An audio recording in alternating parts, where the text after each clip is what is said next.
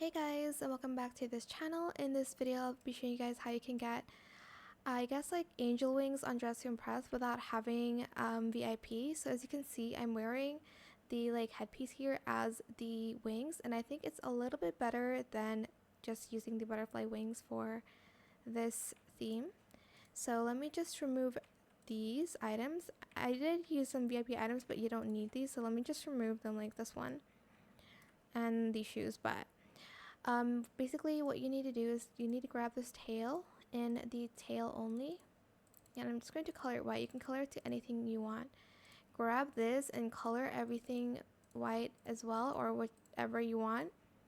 I'm just going to scale it up, and I'm going to rotate the X down here like so, and I'm just going to position it like this. You can stop here, but if you want the wings to be bigger, you do need to save the outfit on free play, so do that and just wear it again.